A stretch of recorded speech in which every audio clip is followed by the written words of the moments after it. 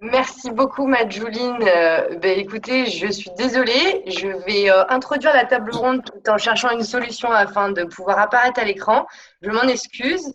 En tout cas, je suis ravie d'être avec vous. Merci du coup à toutes les trois, nos trois intervenantes, Jennifer, Gaëlle et Éline, d'être parmi nous. Je suis ravie de vous voir pour la première fois d'ailleurs. J'espère que vous allez bien. Donc, juste petite introduction avant de vous laisser la parole pour parler justement de ce phénomène que Madjouline et Salomé ont très très bien introduit, les Insta Vintage. Donc, comme vous le savez, les Fashion Green Days sont des événements qui donnent des espaces de parole aux acteurs du secteur pour échanger et partager sur des problématiques actuelles. Durant toute cet après-midi, nous avons entendu différents professionnels raconter leurs projets et leurs solutions pour développer justement des offres autour de la seconde main, qu'elles soient physiques et digitales. Et justement, on avait à cœur pour cette dernière table ronde de cette première journée des Fashion Green Days online de parler de ce phénomène, les Insta Vintage. Autrement dit, toutes ces offres qui mettent en avant des vêtements et accessoires vintage sur Instagram. Donc, bien sûr, ce réseau qui est connu de tous et certainement utilisé pour la plupart d'entre nous s'impose aujourd'hui comme un outil de communication fort, voire même un nouveau canal de distribution. Et c'est pourquoi, pour échanger sur le sujet, on a la chance de recevoir trois intervenantes, trois Insta Vintage que je vais vous présenter dans quelques instants. Vous allez découvrir comment ces trois professionnels de la mode partagent toute la même passion du vintage ou la passion de la Chine, comme elles le disent facilement, avec vraiment la volonté de valoriser des pièces de qualité, des pièces de style et de cachet. C'est pourquoi elles vont nous expliquer comment elles sélectionnent justement et elles proposent des pièces singulières sur Instagram, comment elles appréhendent en fait ce réseau et comment il s'articule avec tous les autres réseaux de communication, voire de distribution, afin de pouvoir conjuguer simplement la mode vintage et la mode durable. En résumé, elles vont nous parler de leurs envies et de leurs projets avec des solutions concrètes et accessibles qu'elles ont mises en œuvre. Donc, sans plus attendre, je vais laisser la parole à Éline, qui est cofondatrice de la Fripe française.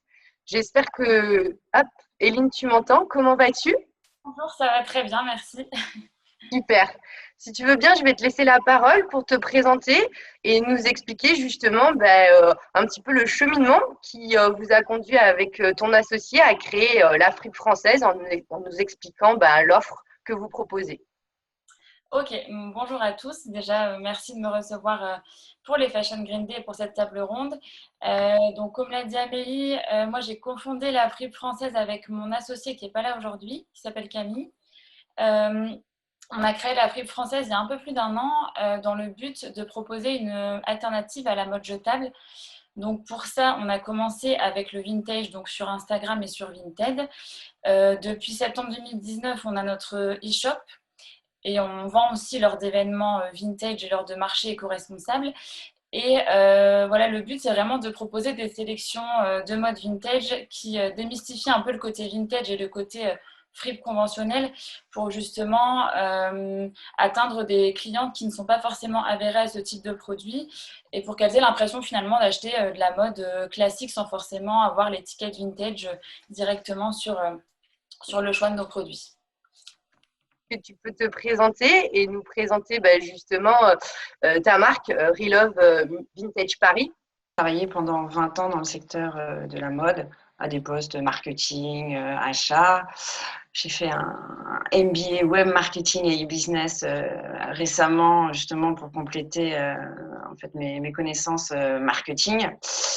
Et voilà, au bout de 20 ans, moi, je trouvais qu'il y avait quelque chose qui tournait plus rond dans ce secteur. Les périodes de soldes, les collections qui s'enchaînent, les marges à tenir, voilà, tout ça, plus le rythme de travail, ça c'est encore autre chose, voilà. Et du coup, je me suis dit, comment moi, Gaëlle, en fait, je peux faire en sorte que la mode reste ce truc chouette qu'on aime, voilà, on aime s'habiller le matin, etc. Je me suis dit, ok, j'ai des compétences, ça tombe bien, j'ai une passion pour le vintage, et je vais essayer de faire partager ma passion. Voilà, en utilisant toutes les compétences que j'ai pu voilà, acquérir. Et du coup, j'ai créé Relove Vintage Paris de manière très récente, puisque c'était un peu avant le confinement, en février vraiment. Avant, je le faisais de manière, on va dire, en hobby. Voilà, mais en février, j'ai décidé d'arrêter mes autres activités professionnelles pour ne faire que ça. Voilà, et j'ai ouvert sur Etsy une e-boutique du coup de vêtements vintage qui vont des années 1900 à 2000. Voilà. Et on va dire que le point commun de ces vêtements, c'est du style, des pièces qui ont une identité forte, qui sont témoins d'une époque, et aussi de belle qualité, parce que j'aime les vêtements de qualité. J'ai jamais été très adepte de la fast fashion. Et voilà, du coup, Relove Vintage, c'est ça, c'est faire sortir des placards des vêtements vintage pour les remettre sur le marché aujourd'hui. Voilà, ma petite utopie à moi, c'est de me dire si on vidait tous les placards de tout le monde et qu'on remettait sur le marché tous ces vêtements, voilà, on n'aurait plus besoin de produire. Donc, voilà, moi j'essaie de les faire de sortir des placards, je les repimpe et je les mets à disposition bien de qui voudra. Et du coup, notre dernière intervenante, juste petite introduction. Donc, Jennifer, merci beaucoup d'être avec nous. Je me permets juste de faire une petite introduction parce que Jennifer, malheureusement, elle a une laryngite. Du coup, elle a un petit peu mal à la voix. Donc avant tout, déjà, bonjour. J'espère que tu vas bien et que ça va mieux. Ça allait mieux un peu. Exactement. Je vais me permettre de faire une petite introduction et je te laisserai rajouter, bien sûr, ce qui manque. Et en permanence, je serai là en soutien puisque j'ai eu la chance d'échanger avec toi au préalable afin de pouvoir justement parler de Marcia Vintage, donc la marque que tu proposes notamment sur Instagram et autres. Donc, en l'occurrence, toi, Jennifer, tu es parisienne d'origine avec un parcours de styliste et DA. Et il y a 6 mois, du coup, tu as créé Marcia Vintage, une marque qui est née de ta passion pour les looks rétro et la photographie également. Tu souhaites, au travers de Marcia Vintage, proposer une mode actuelle qui mêle le vintage, l'esthétisme et aussi tes valeurs éco-responsables. Est-ce que cette présentation te convient ? Oui, exactement, parfait. Avec Marcia, il y a 6 mois, voilà, j'ai voulu proposer tous ces trésors des années 60 et 80 que je chinais un petit peu partout depuis des années finalement. Et c'est vrai que ça me permet, grâce à Instagram et grâce à Marcia Vintage, de travailler, on en parlera un petit peu plus tard, mais sur des beaux visuels et une jolie campagne qui m'a permis de m'amuser et sur une vraie identité un peu forte, en mettant ces pièces, les ramener ces vieux trésors en fait au bout du jour. Et voilà, j'essaye de les repimper aussi un petit peu, de les remettre au goût du jour et puis et de les présenter avec des jolis visuels via Instagram. Ouais, justement, merci beaucoup. N'hésite pas s'il y a un moment, voilà, c'est un petit peu trop dur. Justement, par rapport à ce que tu m'as raconté et notamment en lien avec ton parcours, tu parles d'un univers de marque, une volonté en fait de proposer une offre différente, avec notamment une campagne visuelle qui est vraiment superbe et que j'invite tous les participants à aller visionner avec tout un montage entre des pièces actuelles et des pièces, et des photos en fait vintage. Est-ce que du coup tu peux nous en parler un petit peu plus ? Alors, comme il y a 6 mois, quand j'ai voulu commencer directement sur Instagram, donc, qui est un réseau visuel, donc le but c'était vraiment de proposer quelque chose de très fort visuellement dès le départ et d'utiliser un peu les codes des grandes maisons de mode et de proposer une campagne mode vintage, donc de s'imposer tout de suite en tant que voilà, de marque actuelle, mais proposant des pièces qui viennent du temps d'avant. Donc le but, je me suis amusée en fait d'aller chiner beaucoup de magazines des années 60, 70, et j'ai été chercher dans ces magazines des jolis visages, ces mannequins avec ces ces visages forts et qui racontent toute une histoire sur une époque. Et donc, on a pris, avec l'aide d'un ami qui est très fort, on a pris ces photos-là et on a pris ces visages-là et j'ai fait un photomontage sur un shooting photo que donc j'ai pu faire avec ces jolies pièces vraiment fortes. Moi, j'ai beaucoup d'imprimés, j'ai beaucoup de pièces voilà, avec des identités quand même assez pointues, on va dire. Et donc le but, c'était voilà, de mélanger ces vieux visages sublimes qui racontent voilà, toute une histoire, toute une époque sur un shooting actuel et qui viennent revivre en fait et se retrouver sur ces photos, ces visages et ces vieux vêtements trésors. Voilà, ce qui en a fait un joli, une jolie campagne dont j'en suis fière. Voilà, donc je me suis bien amusée. Et puis pour la saison d'après, on est en train de commencer à travailler pour la prochaine campagne avec d'autres visages. Voilà. On parle de pièces vintage. Gaëlle, si tu veux bien, moi j'ai eu la chance de découvrir ta marque, une marque qui te ressemble, avec vraiment la volonté de faire revivre des belles pièces avec leur histoire et également en fait quelque part de les rendre accessibles à tous. Est-ce que justement tu peux nous expliquer comment tu choisis, comment tu chines ces pièces? Est-ce qu'il y a des critères voilà, de sélection que tu as? Alors oui, alors moi j'ai pas, on va dire que si au début je l'ai fait, j'ai essayé de remplir toutes les classes de la plateforme de marque et en fait je me suis dit bah non, en fait l'homme vintage c'est d'abord moi.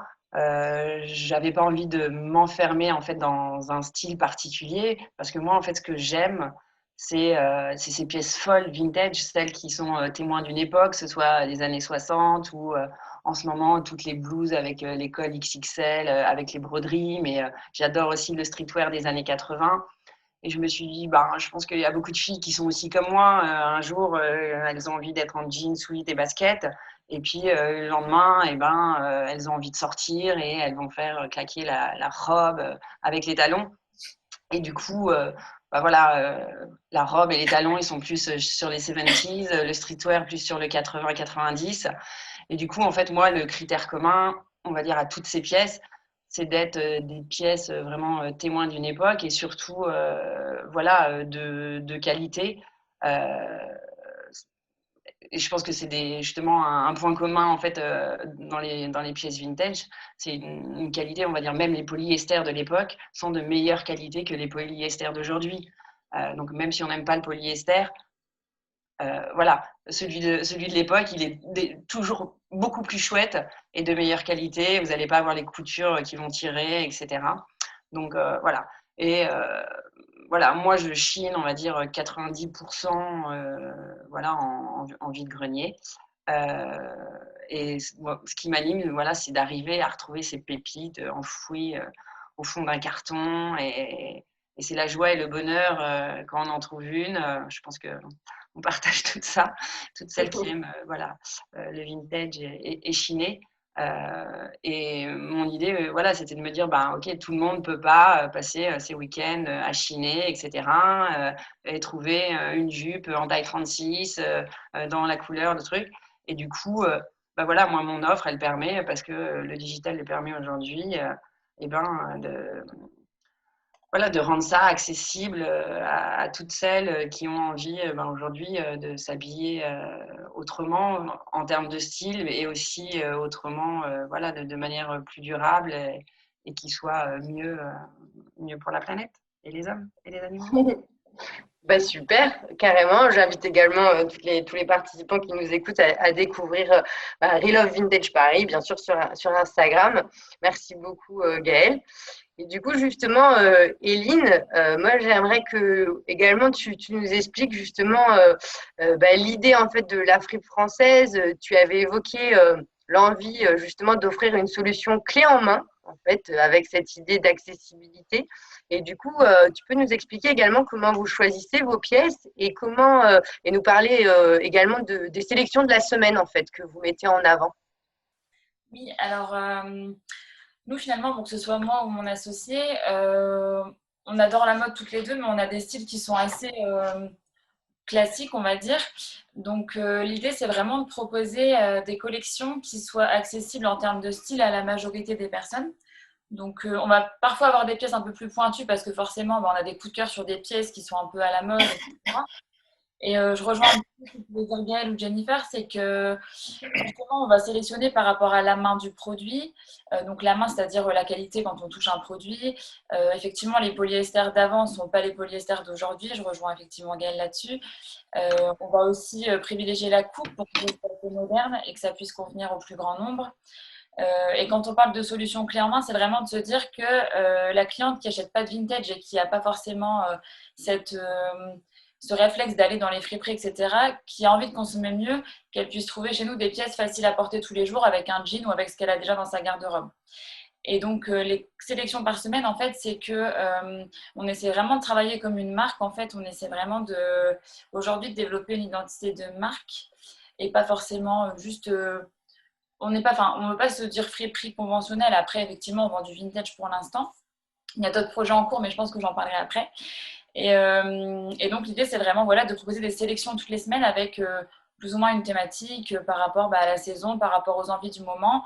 On essaie de plus en plus d'avoir un peu de stock sous la main pour pouvoir justement faire une petite sélection, une collection qui est assez cohérente et qui donne envie d'acheter aussi et puis de découvrir davantage la marque. Bien sûr, carrément. Super. Effectivement, tu vas nous expliquer. Je sais que la Coupe française a plein de projets récemment lancés, notamment.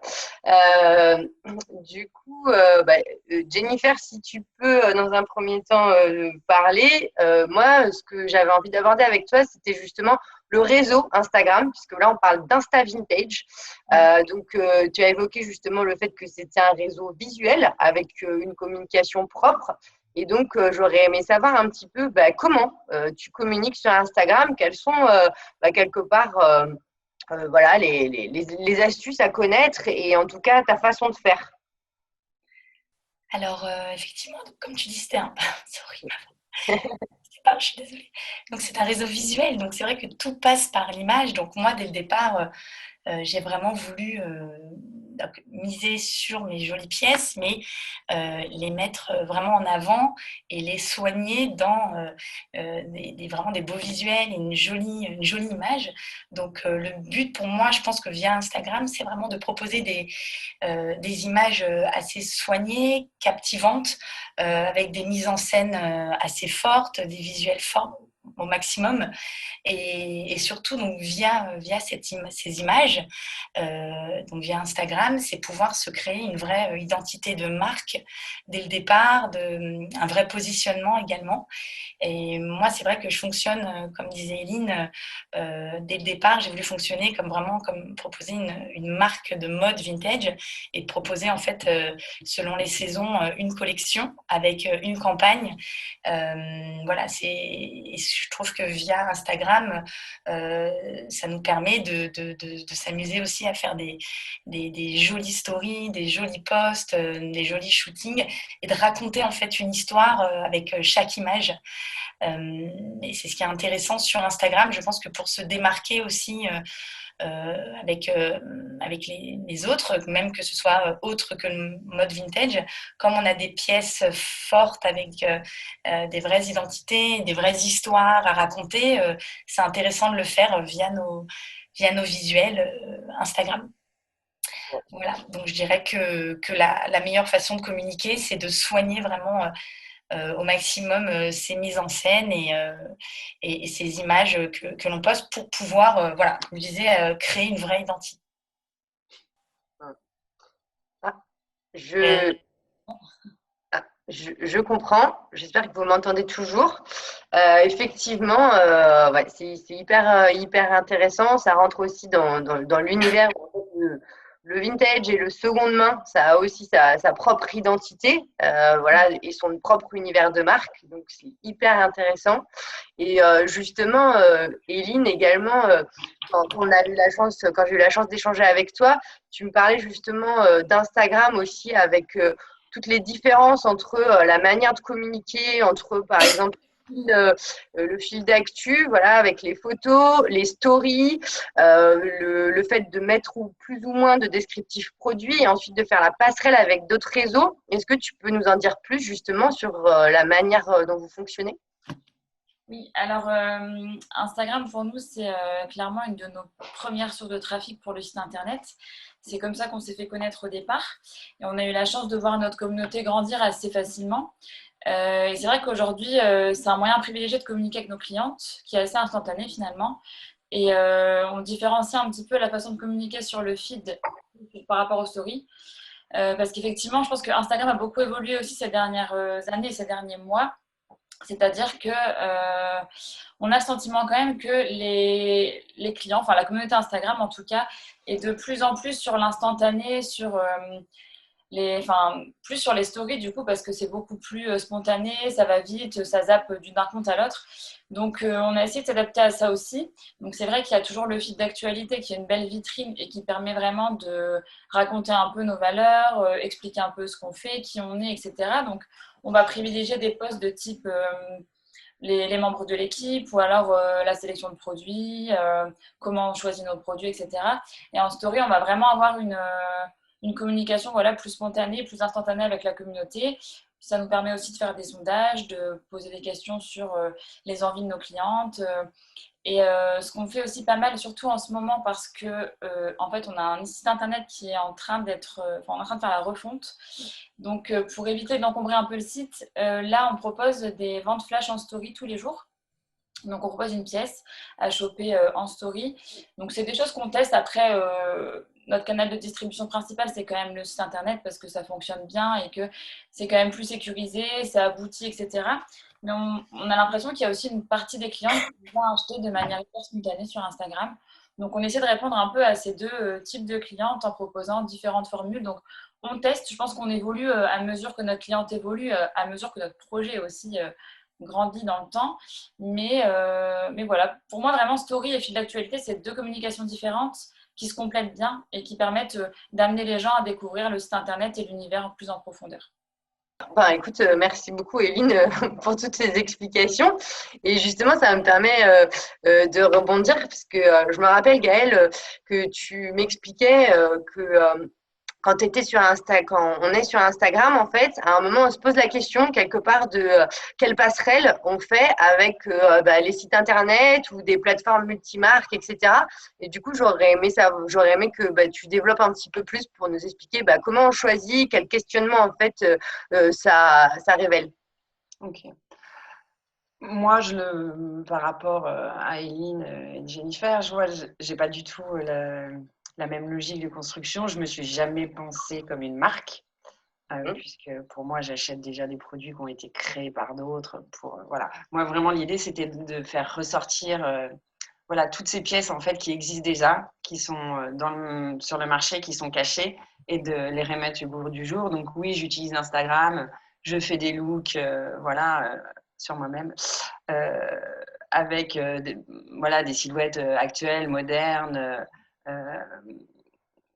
Mais l'idée, moi, Instagram, en fait, c'est pas du tout ma première source d'acquisition de trafic. C'est pour ça que j'ai choisi, moi, d'aller sur des marketplaces qui étaient déjà des spécialistes. J'ai choisi Etsy, après, il en existe plein d'autres. Parce que c'est celle qui me correspondait le mieux. Du coup, moi, Instagram, c'est plus effectivement, comme pour les autres, aller chercher sa communauté, trouver. Moi, je suis plein de comptes Instagram et je trouve que justement, alors qu'on fait tout du vintage, etc., effectivement, on a toute cet ADN et cette patte qui est différente. Donc, je crois que l'identité de marque se fait, mais Instagram pour moi aujourd'hui, je crois que les gens en reviennent aussi à la différence de Jennifer. Je cherche pas du tout à faire des beaux clichés, etc. parce qu'aujourd'hui je suis toute seule et que j'ai pas le temps. Donc j'essaye de proposer des looks sympas. Je suis hyper dispo, je réponds et je pense aussi que les gens qui me suivent, c'est ce qu'ils apprécient aujourd'hui, c'est d'être en one-to-one, c'est d'être face à moi, Gaëlle, et pas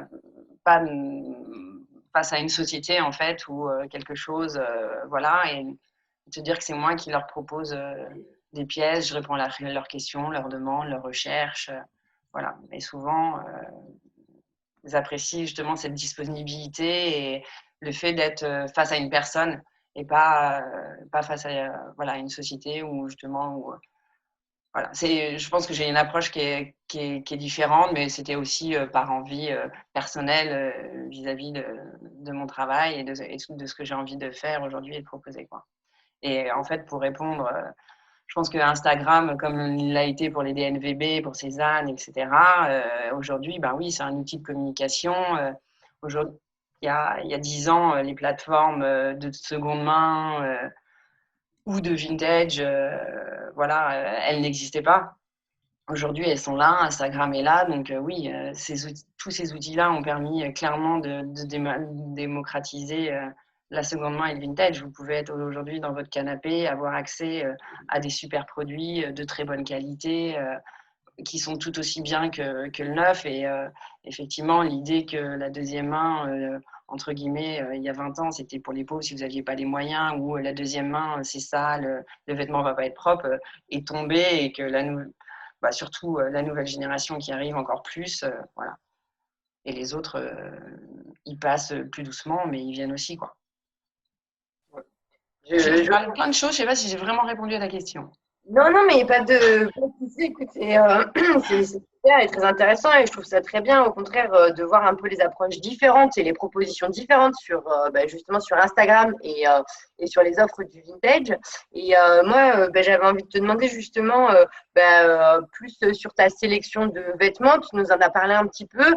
Comment justement tu les pimpes, comme tu as dit, tu les valorises et ensuite tu les mets en avant sur Instagram. Oui, bah déjà, il faut les trouver, hein. C'est déjà le plus compliqué. Ça pourrait être beaucoup plus facile en allant chez des grossistes, ou etc. Après, moi, c'est pas ce que j'aime et c'est pas ce que j'ai envie de faire aujourd'hui. J'ai envie d'aller les chercher à d'autres endroits. Déjà, je les lave, je les recouds, j'ai recousu beaucoup de boutons, beaucoup de coutures, j'ai enlevé beaucoup de taches, je repasse. Voilà, et je pense que la valorisation, elle se fait par l'offre qu'on propose, toute, en fait, de proposer quelque chose qui est cohérent, qui a un look, un style, qui est actuel, qui va pouvoir être reporté et surtout mis en valeur, qui est bien présenté, qui est joli, qui donne. Je veux dire, je pense que mon service est beaucoup plus complet aujourd'hui que celui d'une marque en neuf, quoi. Je mets les mesures des vêtements. Il faut me dire sur quel site internet aujourd'hui vous avez une marque qui va vous mettre les mesures des vêtements. Aucune. Voilà, donc il y a ce service-là qui existe et je pense que tout ça redonne de la valeur voilà, aux vêtements et Oui, bien voilà. sûr. Ouais, écoute, super, carrément. Et justement, dans cette même idée, Éline, je sais que du coup, la fripe française, comme on l'a dit, a plein de projets. Donc, j'aurais aimé que tu nous parles un peu de la collection seconde que vous venez de lancer, je crois, et également des différentes collaborations que vous avez faites avec quelque part un peu l'extension du seconde main avec une revalorisation, mais presque upcyclée. Aujourd'hui, donc depuis la semaine dernière, en fait, effectivement, depuis le week-end dernier, on différencie deux types d'offres en fait sur la fripe française. Donc, il y a toujours le vintage où on propose des sélections de mode vintage. Et là, on vient de lancer une collection, donc une gamme qui s'appelle Seconde par la fripe française. Les premières créations, c'est des accessoires. Donc, c'est des foulards 3 en 1. Donc, on appelle ça foulard 3 en 1 parce qu'on est toujours dans une démarche d'avoir un accessoire qui puisse être porté de plusieurs façons, qui puisse être le plus responsable possible. Donc, qui est créé à partir de chutes de tissu ou de vêtements vintage troués qu'on ne pouvait pas réutiliser tels queux, qu'on n'arrivait pas à réparer. Parce qu'on avait cette problématique aussi, souvent, c'est de chiner des produits, pas forcément voir qu'il y a un trou, se retrouver avec un produit avec un trou et se dire, qu'est-ce que j'en fais? C'est quand même dommage de le jeter, surtout dans la démarche d'économie circulaire. Et là, donc c'est pas encore officiel, mais on est en train de travailler sur une gamme de prêt-à-porter. Donc pareil, réalisée à partir de fin de stock tissu. L'idée, c'est pas de surproduire, c'est de créer aussi plus ou moins à la demande des petites quantités avec des imprimés qui seront très limités, donc vraiment des petites quantités de produits. Et donc ça normalement, ça verra le jour d'ici la fin de l'année. Et on travaille avec un atelier de confection solidaire donc, qui favorise la réinsertion professionnelle. En fait, à chaque étape de la production, chaque décision qu'on va prendre, on essaie vraiment de se dire quelle est la façon la plus responsable de traiter ce problème et de proposer une solution qui puisse à la fois respecter l'environnement, l'humain et avoir, tant qu'à faire, un impact positif sur la société et sur la planète, quoi. Bah voilà, on espère que ce projet, ce beau projet, en fait, aura des beaux jours devant lui. On va prendre quelques questions puisque je vois que l'heure tourne. Alors, ben, si tu peux, Jennifer, répondre, n'hésite pas à me dire si c'est un peu compliqué. On a différentes questions qui nous demandent si, en fait, le Covid a été un problème, par exemple, pour s'approvisionner, justement, comment chiner, en fait, quand on est confiné ou en tout cas restreint dans les déplacements. Oui, ça a été un problème. Moi, je sais que j'ai été à l'arrêt pendant à peu près un mois quand même. Mais j'avais quand même un petit peu de stock, donc du coup, ça a permis aussi voilà, de reforcer un peu sur ces pièces qu'on avait encore et de pouvoir les vendre. Mais effectivement, non, pour s'approvisionner, ça a été très difficile. Et moi, j'ai recommencé mes achats cet été. J'ai un peu voyagé partout en France et beaucoup en Espagne. Et donc voilà, j'ai eu la chance de pouvoir trouver des trésors un peu partout, surtout en Espagne, dans une grande ville comme Barcelone ou Valence, où j'ai trouvé des très belles pièces que je vais avoir beaucoup, beaucoup de mal à me séparer. Je suis pas prête encore à les vendre, en fait. Je, je les aime encore. Je travaille beaucoup sur des pièces coup de cœur, moi. Donc, chaque pièce, j'ai beaucoup de mal à me dire qu'elle va être pour quelqu'un d'autre parce que voilà, c'est une passion comme pour Gaëlle et Lynn, j'imagine. Donc, j'achète vraiment sur des pièces coup de cœur. Donc, ça limite également aussi les achats. Ça veut dire voilà, on n'achète pas des pièces par centaines. Hein. C'est vraiment au compte-gouttes des coups de cœur qu'on peut avoir. Voilà. Donc, là, cet été, moi, j'ai pu quand même reprendre un petit peu mes achats. Mais le Covid, oui, ça a été un peu difficile, comme pour tout le monde, oui. Justement, une question que j'aimerais poser à Éline et à Gaëlle. On va commencer par Éline et puis ensuite Gaëlle, si tu veux bien, tu compléteras. On a une personne qui nous demande en fait, justement, ils dissocient pas seconde main et vintage. Donc, est-ce que déjà vous dissociez l'un et l'autre, comme on a parlé un petit peu avec Salomé, et du coup, comment est-ce que les qualités moyennes qu'on peut voir avec le seconde main d'aujourd'hui peuvent concrètement s'inscrire dans votre offre de qualité que vous avez envie de proposer?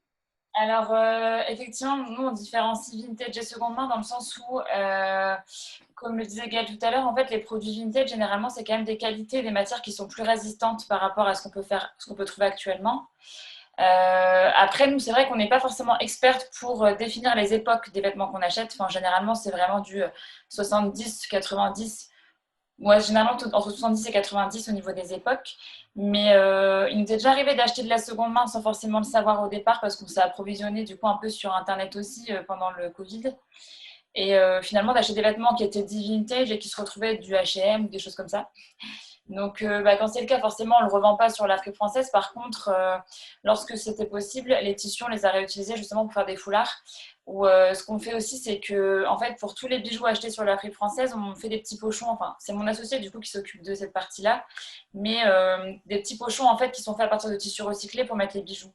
En fait, on accorde beaucoup d'importance aux petits cadeaux, un peu, aux attentions auprès des clientes, et c'est pour ça que dès qu'on peut recycler quelque chose qui n'est pas à même d'être vendu dans notre collection, on essaie de le revaloriser comme ça.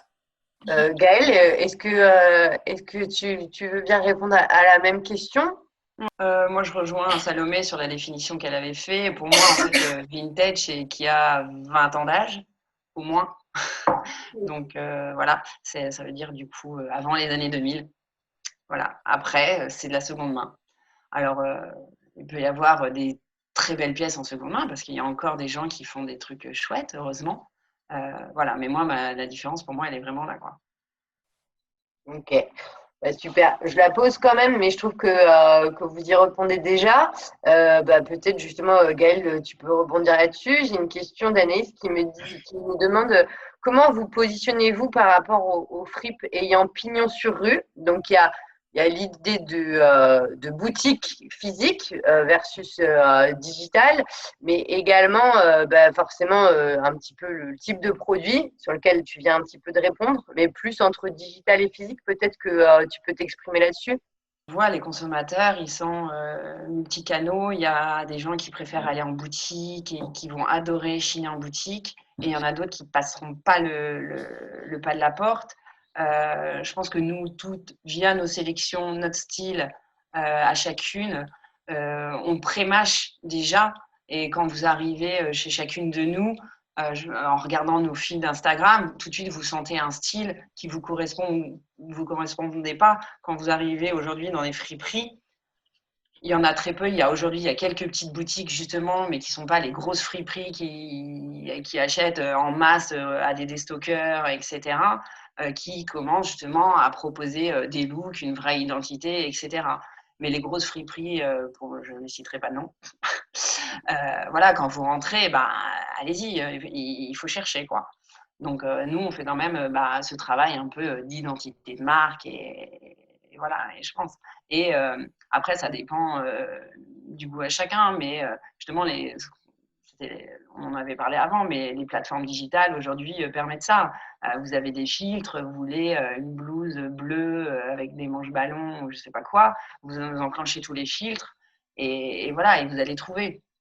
Bon, quand vous arrivez en magasin, si vous arrivez à trouver le vendeur, vous pouvez toujours lui demander. Il y a pas l'un qui est mieux que l'autre. Je pense que ça répond à des goûts et des Oui, envies c'est ça. différentes. Une diversité d'offres, voilà, pour répondre à tous les besoins, on va dire, et toutes les envies. Super. Écoute, merci. Je vois l'heure tourner. Si ça vous va, je vais vous laisser un petit peu le mot de la fin, une petite minute pour nous donner voilà, la petite information comme ça, ou le scoop, ou le mot de la fin. Jennifer, je te laisse commencer si tu veux bien. Donc pour Marcia Vintage, c'est ça pour chacune, pour comment on voit les choses à l'avenir. Écoute, moi, Marcia Vintage, je trouve que c'est donc vendre sur Instagram. Oui, effectivement, donc c'est une super marketplace. Voilà, on a la possibilité d'interagir facilement aussi avec les clientes, mais moi j'ai l'envie, j'en ai fait déjà une, j'ai l'envie de faire un maximum aussi de ventes éphémères physiques dans des lieux parisiens. Je trouve ça intéressant aussi d'aller rencontrer des clientes en direct et de pouvoir proposer ces pièces, donc les pièces aussi vraiment choisies qui correspondent à notre image de marque, donc ne pas non plus acheter en masse pour avoir 40 tréteaux remplis, mais en tout cas proposer une petite sélection moi de ma marque sur des petits pop-up, des petites ventes éphémères lors de petits festivals ou tout simplement, même là j'ai fait une dernière en juin en m'associant avec une jolie marque aussi très éthique de bijoux. Voilà. Donc c'est intéressant aussi des fois de s'unir à plusieurs et d'aller rencontrer les clientes physiquement en fait, directement. Donc ça, j'aimerais bien mettre ça en place le plus souvent possible. Voilà. Ok, écoute, super. On pas du coup de rappeler qu'on peut te suivre sur Marcia Vintage, notamment sur Instagram, afin de connaître toutes ces actus et ces beaux projets. Éline, si tu veux bien le mot de la fin. Alors moi, finalement, ça va rejoindre un peu ce que disait Jennifer, c'est que pareillement, on aimerait développer un peu les événements, notamment sur Paris, même si on est à Lille, parce que voilà, on a pas mal de clientes qui sont sur Paris et c'est vrai que c'est intéressant d'échanger avec les clientes, de voir un peu ce qu'elles recherchent, de pouvoir vraiment avoir ce contact physique, bon, malgré la situation qui est un peu particulière. Et puis, on va se concentrer du coup sur la collection seconde avec les créations et puis essayer de développer un peu en collaboration avec la communauté pour savoir pouvoir répondre aux besoins finalement de nos clientes à venir et de nos clientes actuelles. Ok, écoute, super. Et donc, tout pareil, la fripe française sur Instagram et également le site internet, si je ne me trompe pas. Parfait. Et j'ai envie de dire, même punition, Gaëlle, le mot de la fin, les perspectives de Real of Vintage Paris. Bah, je crois qu'on va pouvoir organiser un pop-up store, les filles. Hein, je ne sais pas ce que vous en pensez, parce qu'on a toutes la même envie. Donc, je crois que voilà, il y a un moment. Moi, j'adore les fois où je peux faire des remises en main propres, mais bon, on papote sur le trottoir pendant 10 minutes. C'est pas l'idéal, mais du coup, effectivement, faire des événements physiques, je pense qu'il y a un moment, on en a toutes envie. Voilà, moi j'ai aussi, comme toi, Eileen, l'envie où j'ai des pièces qui ont des trous ou des taches, voilà, de faire des collabs avec d'autres personnes qui sont plus douées que moi en couture ou en broderie, etc. Pour les upcycler. Et arriver à leur donner une nouvelle vie. Voilà. Après, moi, je continue à tester les marketplaces, etc. Voilà, parce qu'il y en a d'autres qui existent. Et voilà, je n'ai pas encore envie d'ouvrir mon site, mais je vais tester d'autres marketplaces incessamment sous peu. Ok, écoute, super, merci beaucoup Gaëlle. Pareil, n'hésitez pas à suivre Gaëlle sur Instagram, Real of Vintage Paris et également du coup sur Etsy. C'est pareil, si je me trompe pas Gaëlle, tu rebondis. Du coup, ça me permet à 18h33, donc je m'excuse pour les 3 minutes de dépassement. Puisque ça y est, on arrive à la fin de cette table ronde, mais également à la fin de cette première journée des Fashion Green Days Online. Donc avant tout, un grand merci à vous trois, Eileen, Gaëlle et Jennifer. C'était vraiment super d'échanger avec vous. Je m'excuse vraiment de ce problème technique puisque je dois vous avouer que j'avais en plus fait en sorte de mettre une tenue vintage pour avoir votre avis et malheureusement je ne peux même pas vous la montrer. Donc voilà, merci beaucoup, au plaisir de vous retrouver et de suivre vos aventures de ces jolies marques. J'en profite également pour remercier tous les participants qui nous ont soutenus et qui nous ont suivis durant cette dernière journée. Bien évidemment, tous nos partenaires, grâce à qui on peut justement déployer encore plus d'événements digitaux et ou physiques quand les mesures nous le permettent, j'ai envie de dire. Donc, une petite pensée également pour notre parrain Jules. J'en profite également pour remercier toutes les équipes qui œuvrent à l'organisation de cet événement et avec qui j'ai la chance de collaborer. On espère vraiment que cette première journée vous a plu et on vous donne rendez-vous demain à 14h, même heure, pour de super belles tables rondes. Je ne sais pas si vous avez vu le programme, mais vraiment, ça vaut le déplacement digital, bien évidemment. Vous verrez une quinzaine d'intervenants qui viendront nous parler de leurs projets et également de leurs solutions pour contribuer au marché de la seconde main, avec notamment des tables rondes sur les nouveaux modes de consommation, comme à 14h30, une table ronde consacrée à la location et à 15h30 sur le troc et l'échange de vêtements. On va également s'intéresser à la question de la réparation et comment allonger la durée de vie des vêtements et des accessoires avec une table ronde à 16h30 consacrée à la réparation et bien sûr une autre table ronde à 17h45 sur le sujet de l'entretien des vêtements qui, bien sûr, est au cœur des préoccupations actuelles. Vous l'avez compris, un super beau programme en perspective. Alors, n'oubliez pas, demain 14h, les Fashion Green Days continuent. D'ici là, vous pouvez continuer à nous suivre sur notre site internet et le compte Instagram des Fashion Green Days. Encore merci beaucoup pour votre soutien et votre présence. On vous souhaite une très belle soirée à toutes et à tous et à demain.